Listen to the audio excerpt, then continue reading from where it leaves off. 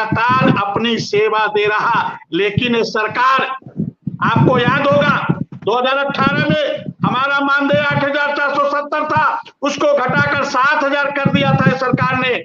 और आज आप बताइए, विश्व के इतिहास में क्या कोई ऐसी घटना हुई है कि किसी के मानदेय को बढ़ाने के बदले ये सरकार घटाने का कार्य करती है? और घटाने की बात तो छोड़ दीजिए, 9 महीने की 13,230 रुपए की ये सरकार रिकवरी कर लेती है। तो रिकवरी वाली सरकार है, ये मानदेय घटाने वाली सरकार है। और फिर आप कहते हैं कैसे बनेगी मोदी सरकार? क्यों बनेगी?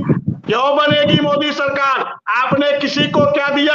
आपने किसको क्या दिया? और आपने दिया होता तो आज आपको वोट मांगने की जरूरत नहीं पड़ती, देश की जनता खुद आपको वोट देती। तो आप समझ सकते हैं कितना अत्याचार, कितना अन्याय, कितना शोषण इस सरकार के द्वारा किया जा रहा है। इसलिए मेरा विचार है कि मोदी सरकार कोई सत्ता में दोबारा आने का कोई अधिकार नहीं है। और देश की जनता, प्रदेश की जनता पूरी तरह से लगी है। आप देखिए, जहां भी जाइए, हम देख रहे हैं गोरखपुर में इनके प्रत्याशी हैं, 200-200 मीटर पे नुक्कड़ सभा हो रही है। क्यों हो रही है?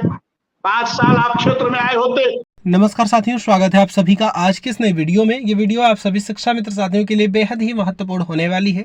वर्तमान की कुछ खबरें, हाल ही के अंदर का चल रहा कुछ ऐसा प्रकरण जिनको देखने के बाद समायोजन के दृष्टिगत सब कुछ क्लियर होने वाला है। इन सारी बातों को आपके मध्य में साझा करेंगे। सभी साथियों से एक विशेष अनुरोध है, वीडियो को आप पूरा देखें। चैनल को अभी तक आपने सब्सक्राइब नहीं किया है तो इसे सब्सक्राइब भी कर लें।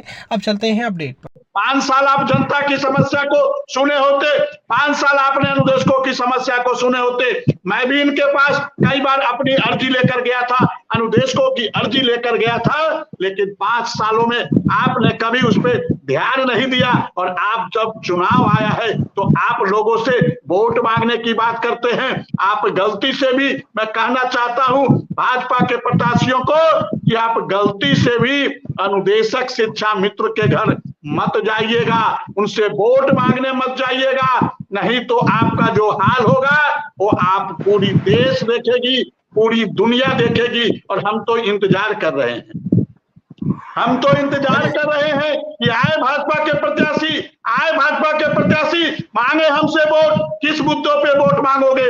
आपने अनुदेशकों के लिए 5 साल में कितनी बार आपने लोकसभा में आवाज उठाई? कितनी बार आपने अनुदेशकों की समस्या को लेकर चर्चा की? तो जब आप चर्चा नहीं करोगे तो उत्तर प्रदेश का अनुदेशक आपको क्यों वोट देगा? बिल्कुल नहीं देगा, देना भी नहीं चाहिए।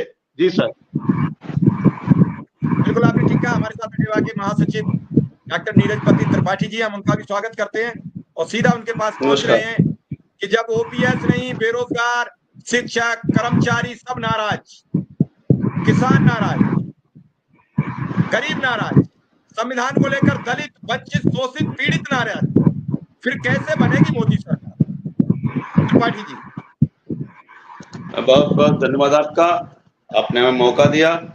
सभी साथियों का धन्यवाद, स्वागत करते हैं। कैसे बनेगी सरकार?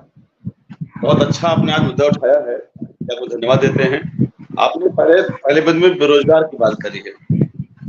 बेरोजगार लगातार बढ़ते जा रहे हैं, नौकरियां लाखों संख्या में पड़ी हुई हैं। आप किसी विभाग को उठा दे लीजिए, वहां पर पद रिक्त पड़े हैं और सीधे संविदा ला रहे हैं। इसका मतलब क्या है? साफ है कि इनका मकसद ये है कि जैसे आपको उदाहरण, जो बहुत आसान सा उदाहरण है कि हम लोग पहले पेन इस्तेमाल करते थे 15-20 साल पहले, चवन्नी की रिफिल मिलती थी, रिफिल बदल दो पेन चलता रहेगा। वो समय दूसरा था। आज वो पेन 3 रुपए का मिल रहा है, यूज एंड थ्रो। तो बेरोजगार के लिए हम उन्हीं के लिए काम करेंगे जिनका यूज करेंगे और थ्रो कर देंगे, और धीरे से थ्रो करेंगे, मालूम भी नहीं पड़ेगा कहाँ जाएंगे। नित्य प्रति बढ़ते हुए बेरोजगारी को न संभाल करके हम दूसरी तरफ जा रहे हैं, मैंने सरकार दूसरी तरफ जा रही है कि कुछ लोगों को सुविधाएं देकर के चुप करना चाहती है। आखिर क्यों? ये एक दिन अगर इनकी सीट खाली होती है तो तत्काल भर लेते हैं, लेकिन हमारे परीक्षार्थी बेरोजगार बेचारे सड़कों घूमते रहते, रात रात जगते हैं।